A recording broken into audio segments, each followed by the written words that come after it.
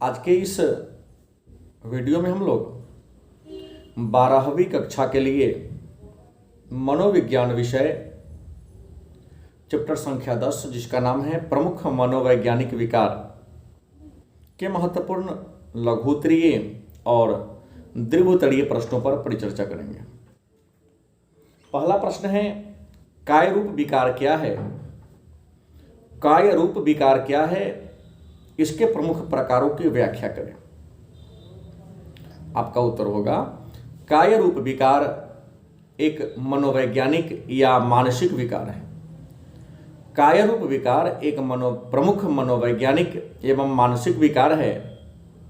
इस विकार से ग्रसित व्यक्ति मनोवैज्ञानिक कठिनाइयों का अनुभव करता है एवं बिना किसी कारणों से शारीरिक गुणों में शिकायत महसूस करता है। इसके प्रमुख वर्ग हैं परिवर्तन विकार, काय आलंबिता विकार, पीड़ा विकार और स्वकाय दुश्चिंता विकार। दूसरा प्रश्न है, परिवर्तन विकार क्या है या परिवर्तन विकार से आप क्या समझते हैं? आपका उत्तर होगा, परिवर्तन विकार कायरूप विकार का एक प्रकार है। परिवर्तन विकार कायरूप विकार का एक प्रकार है। इस विकार से ग्रसित व्यक्ति के शरीर के कुछ अंगों में हानि बताई जाती है। इस रोग के समलक्षणों में पक्षघात, बधिरता, बहरापन, अंधापन या चलने में विवशता को शामिल किया जाता है। अगला प्रश्न, काय आलंबिता विकार क्या है? काय आलंबिता विकार क्या है? आपका उत्तर होगा, काय आलंबिता विकार काय रूप विकार का एक प्रकार है। इस विकार से ग्रसित व्यक्ति किसी अस्पष्ट एवं बार बार घटित होने वाली तथा बिना किसी अंग के लक्षण के शरीर में विकार महसूस करता है। इस रोग के समन लक्षण में थकान, सिर दर्द, हृदय की तीव्र गति, उल्टी, एलर्जी या बेहोशी को शामिल किया गया है। अगला प्रश्न है, पीड़ा विकार क्या है? पीड़ा विकार क्या है? आपका उत्तर होगा, पीड़ा विकार काय रूप विकार का एक रूप है, एक प्रकार है।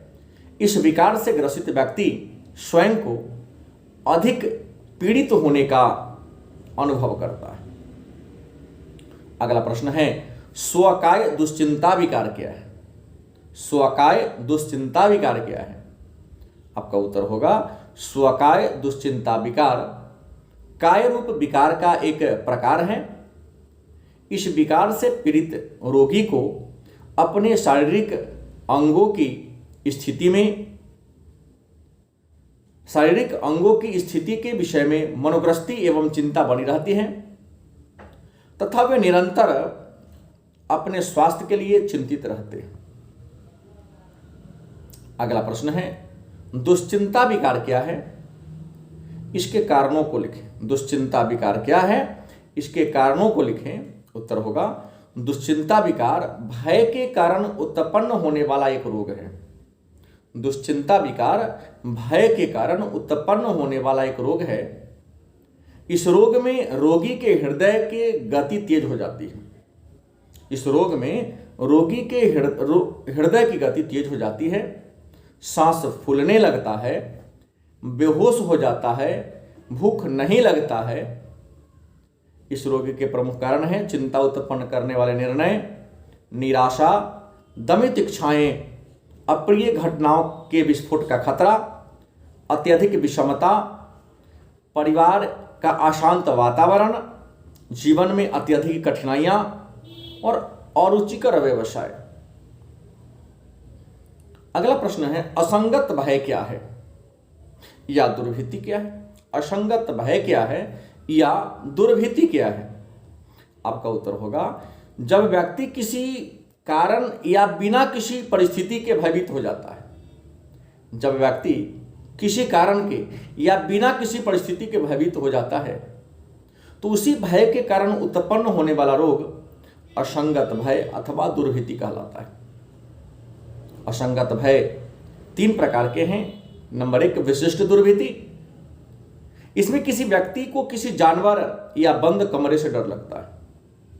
दूसरा, सामाजिक दुर्भिति, इसमें इस दुर्भिति में किसी व्यक्ति को दूसरे व्यक्ति से डर लगता है।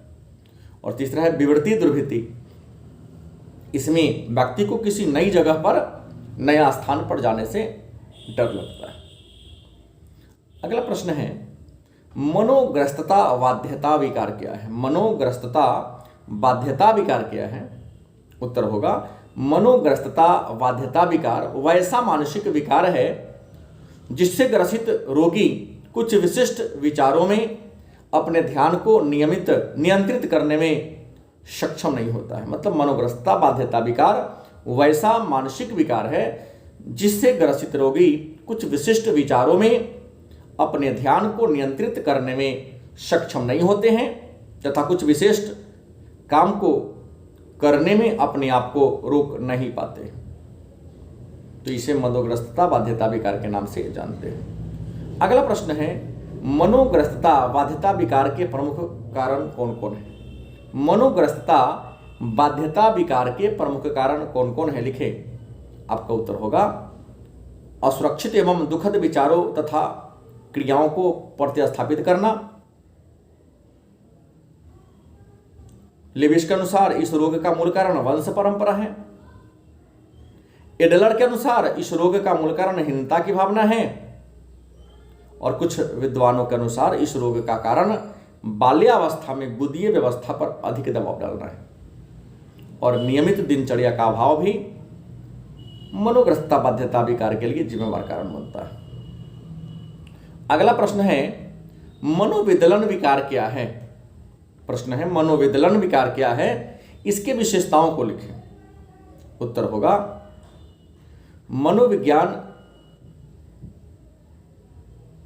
मनोविदलन विकार एक गंभीर मानसिक रोग है। प्रश्न है, मनोविदलन विकार क्या है, इसके विशेषताओं को लिखें। आपका उत्तर होगा, मनोविदलन विकार एक गंभीर मानसिक रोग है। मनोविदलन विकार एक गंभीर मानसिक रोग है। इस रोग से ग्रसित व्यक्ति के चिंतन प्रक्रिया में बाधा उत्पन्न होती है तथा उससे विचित्र प्रकार के अनुभव महसूस होता है। इस रोग के प्रमुख विशेषता हैं, मनोविदलता एक प्रतिगमनात्मक प्रयास है। दूसरा, मनोविदलन विकार से ग्रसित व्यक्ति के अंदर व्यक्तिक संबंध में कमी पाई जाती है। अगला, इसमें वास्तविकता का विकृत रूप दिखाई देता है। अगला प्रश्न है, मनोविदलन विकार के प्रमुख लक्षणों को लिखें। मनोविदलन विकार के प्रमुख लक्षणों को लिखें। आपका उत्तर होगा, मनोविदलन विकार के प्रमुख 3 लक्षण हैं। मनोविदलन विकार के प्रमुख 3 लक्षण हैं। नंबर 1 सकारात्मक लक्षण, नंबर 2 नकारात्मक लक्षण, नंबर 3 मनःचालित लक्षण। सकारात्मक लक्षण की बात करते हैं। इसके अंतर्गत, सकारात्मक लक्षण के अंतर्गत व्यक्ति के मन में झूठा विश्वास घर बना लेता है। व्यक्ति के मन में झूठा विश्वास घर बना लेता है, जिसकी वजह से कई प्रमाण देने पर भी वह किसी बात को सही नहीं मानता। वह सभी व्यक्ति को अपना शत्रु समझता है। नकारात्मक लक्षण, इस लक्षण के अंतर्गत व्यक्ति के अंदर बोलने की क्षमता में कमी पाई जाती है और हमेशा उदासी की स्थिति में रहता है। और मनःचालित लक्षण, इसके अंतर्गत व्यक्ति एक ही मुद्रा में, एक ही अवस्था में बहुत देर तक बैठा रहता है। वह कभी कभी अपने हाथ पांव को विचित्र तरीके से मुड़कर बैठ जाता है और किसी वस्तु को एकटक लगातार देखता ही रहता है। अगला प्रश्न है, मनोविदलता के कारणों पर प्रकाश डालें। मनोविदलता के कारणों पर प्रकाश डालें। आपका उत्तर होगा, मनोविदलता के प्रमुख कारण निम्नलिखित हैं। नंबर 1 जैविक कारक। मनोविदलता के जैविक कारण में वंशानुक्रम को रखा गया है। विद्वानों का कहना है कि अगर किसी व्यक्ति में मनोविदलता के लक्षण हैं तो 68% संभावना है कि उसका बच्चा भी इस रोग से ग्रसित होगा, जैसा कि क्रेपलिन महोदय ने 1054 परिवारों के अध्ययन में पाया। दूसरा है वैज्ञानिक कारण या मनोवैज्ञानिक कारण। सिगमंड फ्रायड महोदय का कहना है कि मनोविदलता अचेतन मन में छिपी समलैंगिकता के कारण होता है। सिगमंड फ्रायड के अनुसार मनोविदलता अचेतन मन में छिपी समलैंगिकता के कारण होता है। अतः अचेतन मन मनोविदलता को जन्म देती है। तीसरा, सामाजिक कारण। विद्वानों के अनुसार सामाजिक कारण मनोविदलता के लिए जिम्मेवार है। विद्वानों ने अपने अध्ययन में पाया है कि उन लोगों में मनोविदलता की बीमारी ज्यादा देखने को मिलती है जिसका सामाजिक और आर्थिक स्तर निम्न होता है। अगला प्रश्न है, मादक द्रव्य सेवन संबंधी विकार से आप क्या समझते हैं? मादक द्रव्य सेवन संबंधी विकार से आप क्या समझते हैं? उत्तर होगा, मादक द्रव्य अर्थात मदिरा, अफीम, गांजा, चरस इत्यादि के उपयोग करने से, इत्यादि द्रव्य के सेवन से जो विकार होते हैं उसी को मादक द्रव्य सेवन संबंधी विकार कहते हैं। अगला प्रश्न है, मादक द्रव्य निर्भरता संबंधी विकार क्या है? मादक द्रव्य निर्भरता संबंधी विकार क्या है? आपका उत्तर होगा, मादक द्रव्य निर्भरता संबंधी विकार उस विकार को कहते हैं जिसमें व्यक्ति मादक द्रव्य के सेवन के बिना जीवित नहीं रह सकता है। यदि उसे समय पर मादक द्रव्य ना मिले तो अपने आप को मारने पीटने लगता है, रोने लगता है, उसका व्यवहार चिड़चिड़ापा हो जाता है और ऐसे व्यक्ति के जीवन को सुचारू रूप से चलाना है तो उसे मादक द्रव्य देना पड़ेगा। अगला प्रश्न है, मद्य सेवन के उपचार के लिए क्या करना चाहिए? मद्य सेवन मतलब शराब कोई व्यक्ति न पिए, इसके लिए आप क्या करोगे? तो मद्य सेवन के उपचार करने के लिए नंबर 1, विभिन्न प्रकार के दवाइयों के सेवन के माध्यम से, विभिन्न प्रकार के दवाओं के माध्यम से नशीली पदार्थ के प्रभाव को कम किया जा सकता है।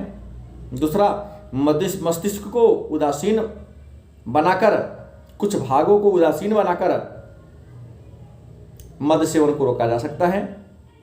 और तीसरा, मस्तिष्क का सर्जरी करके। अगला प्रश्न है, भावदशा अथवा मनोदशा विकार क्या है? इसके प्रमुख प्रकार कौन कौन है? भावदशा अथवा मनोदशा विकार क्या है? इसके प्रमुख प्रकार कौन कौन है? उत्तर होगा, भावदशा विकार उस विकार को कहते हैं जिस विकार में व्यक्ति की संवेगात्मक अवस्था में रुकावट उत्पन्न होने लगती है। व्यक्ति के अंदर नकारात्मक भावनाएं उत्पन्न होने लगती हैं। व्यक्ति पर अवसाद इस प्रकार हावी हो जाता है कि वह मृत्यु तक सोच लेता है। यह व्यक्ति के व्यवहार को प्रभावित करने वाला विकार है। इसमें व्यक्ति की हंसने, बोलने और यहां तक कि बात करने की इच्छा समाप्त हो जाती है। इसके 3 प्रकार हैं। एक, अवसादी विकार। इस विकार से ग्रसित रोगियों में उदास होने, चिंता में डूबे रहने, शारीरिक तथा मानसिक क्रियाओं की कमी, आक्रामकता, अपराधी प्रवृत्ति आदि के लक्षण पाए जाते हैं। इस विकार से ग्रसित व्यक्ति ज्यादा निराशावादी बन जाता है। उसके अपने चारों ओर केवल दुख ही दुख दिखाई देता है। उसके मानसिक और शारीरिक क्रियाएं काफी घट जाती हैं। वह खाना पीना छोड़ देता है, किसी से भी बात नहीं करता, केवल अपने बिस्तर पर बैठा रहता है। दूसरा, उन्मादी विकार।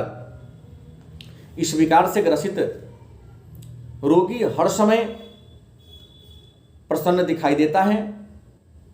वह हर समय संतुष्ट था चुस्त दुरुस्त दिखाई पड़ता है। वह प्रायः नाचना, गाना, दौड़ना, बातचीत करना, घबराना, चिल्लाना, हरकतें करना ज़्यादा पसंद करता है। यह रोगी हर समय आशावादी दिखाई देता है।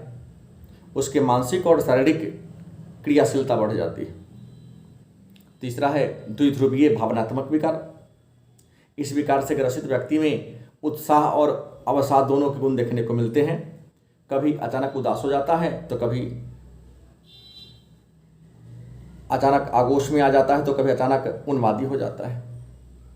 अगला प्रश्न है विच्छेदी विकार क्या है, इसके प्रमुख रूप कौन कौन है। विच्छेदी विकार क्या है, इसके प्रमुख रूप कौन कौन है। आपका उत्तर होगा विच्छेदन का शाब्दिक अर्थ अलगाव होता है। विच्छेदन का शाब्दिक अर्थ अलगाव होता है जब व्यक्ति के विचार एवं संवेग के बीच संयोजन नहीं हो पाता है। जब व्यक्ति के विचार एवं संवेग के बीच संयोजन नहीं हो पाता है तो उसे ही हम विच्छेदी विकार कहते हैं। इसके 4 प्रकार हैं। विच्छेदी स्मृतिलोप, इस विकार से ग्रसित व्यक्ति का अपने अतीत का कोई भी बात याद नहीं रहता है। दूसरा, विच्छेदी आत्मविस्मृति, इस विकार से पीड़ित व्यक्ति की यादाश्त पूर्णतः समाप्त हो जाती है, न तो उसे पुरानी बात और न ही पहचान याद रहता है। तीसरा, विच्छेदी पहचान विकार, यह विकार प्रायः बाल्यावस्था में अविघातज अनुभवों से संबंधित है। चौथा, व्यक्तित्व लोप, यह विकार स्वप्न जैसा होता है। इस विकार से ग्रसित व्यक्ति अपने आप को भूल जाता है, उसे अपने आप के बारे में कुछ याद नहीं रहता है। अगला प्रश्न है, अवसाद और उन्माद से संबंधित लक्षणों की व्याख्या कीजिए।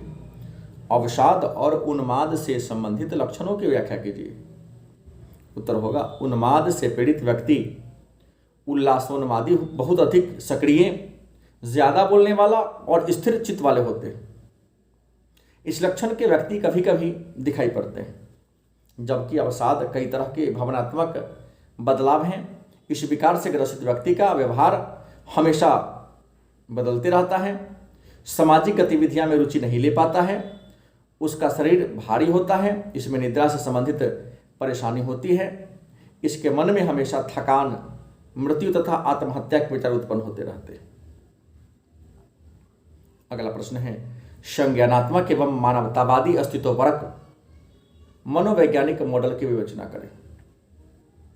उत्तर होगा, संज्ञानात्मक अस्तित्वपरक मानवतावादी अस्तित्वपरक मॉडल व्यक्ति के अस्तित्व के व्यापक पहलुओं पर अधिक बल देता है। मानवतावादी मॉडल का ऐसा मानना है कि ऐसे व्यक्ति में जन्म से ही मित्रवत, रचनात्मक या सहयोग की स्वाभाविक प्रकृति होती है तथा वह स्वयं को विकसित करने के लिए, अच्छाई और समृद्धि के लिए अपनी क्षमता का उपयोग करने के प्रेरित होता है। संज्ञानात्मक मॉडल ने भी मनोवैज्ञानिक कारकों पर बल दिया है। संज्ञानात्मक मॉडल के अनुसार असामान्य व्यवहार संज्ञानात्मक समस्याओं के कारण घटित होते हैं। कई बार लोगों की कुछ अवधारणाएं अपने विषय में गलत होती हैं। लोग बार बार सोचकर अपनी अवधारणाओं में परिवर्तन ला सकते हैं, जिसके परिणाम स्वरूप किसी घटना के आधार पर ही नकारात्मक निष्कर्ष निकाले जा सकते हैं। अगला प्रश्न, दुर्भीति क्या है? यदि किसी को सांप से अधिक भय हो तो क्या यह सामान्य दुर्भीति, दुष्पूर्ण या गलत अधिगम के कारण हो सकता है?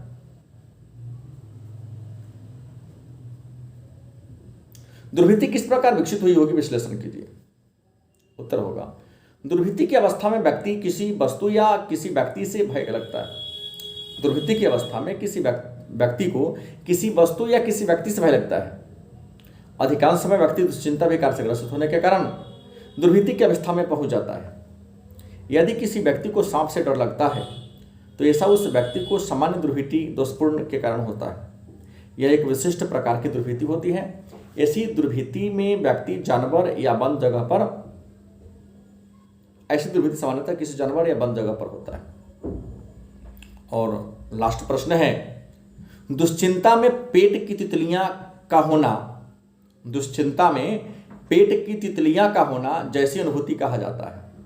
किस अवस्था में ऐसी दुश्चिंता विकार का रूप ले लेता है? उत्तर होगा, सामान्यतः सभी व्यक्तियों को व्याकुलता तथा भय होता है। दुश्चिंता शब्द को भय और आशंका के रूप में परिभाषित किया गया है। व्यक्ति को दुश्चिंता का एहसास तब होता है जब हम परीक्षा भवन में बैठकर प्रश्न पत्र आने की प्रतीक्षा कर रहे होते हैं। दुश्चिंता के होने से हमें अपने कार्य को अच्छे ढंग से करने की प्रेरणा मिलती है। दुश्चिंता से ग्रसित व्यक्ति में निम्न लक्षण दिखे जाते हैं: हृदय की गति का तेज हो जाना, दस्त होना, भूख ना लगना, निद्रा में कमी, सांस की कमी, कंपकपी छूटना इत्यादि। ये रहा मनोविज्ञान चैप्टर नंबर 10 के महत्वपूर्ण लघुत्तरीय और दीर्घोत्तरीय प्रश्न। अगले चैप्टर के महत्वपूर्ण प्रश्नों को लेकर कल के वीडियो में आएंगे। तब तक के लिए धन्यवाद।